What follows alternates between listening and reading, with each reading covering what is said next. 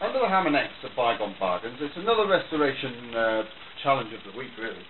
It's a gorgeous chair. It's an absolutely gorgeous chair. It's mahogany, it's old, antique, it's got this leatherette seat.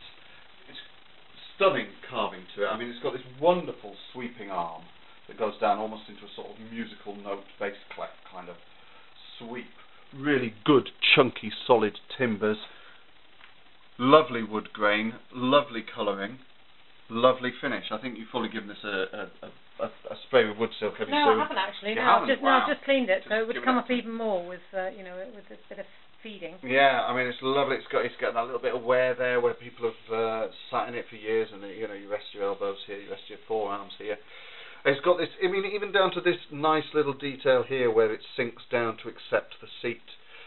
It's a lovely little detail, and where the timbers join together, and then you've got these beautifully turned front legs tapering down, very classic design, but very nicely done. And again, the wood grain is really coming through on that.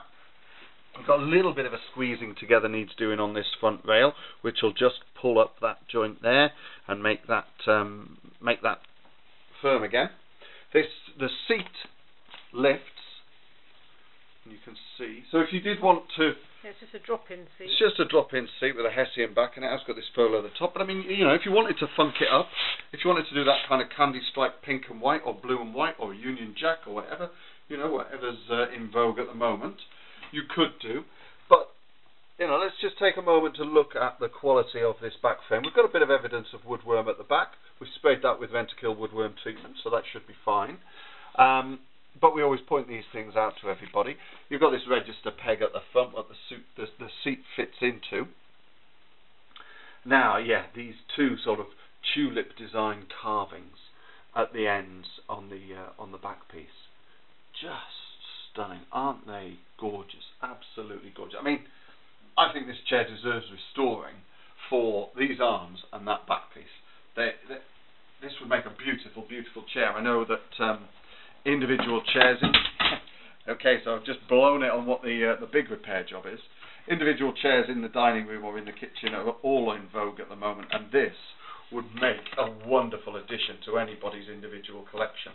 But this is where the big work needs doing. You'll have seen this if you've looked at the photographs.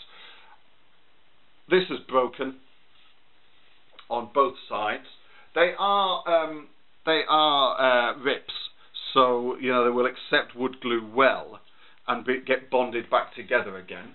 Can I just show them the bits that... Yeah, sure. There we are. So that's the same on that side. That's the same on that side. And this one is a little bit of a cleaner break, but again, it's got a nice roughness to it that would allow it to just reattach onto there, so that that would then sit back in there, and that sits in quite nicely, and would just get squeezed up.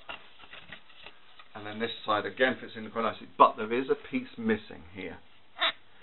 So, I mean, if you went to a furniture restorer, they'd make this as good as new for you. You know, they'd create a new fillet piece there, French polish it in, and get it and get it exact. But it would cost you money, serious money. You could just glue this back yourself and live with it. It's entirely up to you. We don't restore furniture. We sell stuff on to people for them to do it themselves because that's what our clients like. I think this is a kind of level 2 for a furniture restorer who's maybe done one chair where it was a little bit of a glue and pinch and maybe a recover, and they're just looking for that next step up so that they can start experimenting with, well, how do I create a nice little fillet to go in there? How do I French polish that to get it up to the same kind of detail, and maybe a bit of a re-wax on the actual chair itself.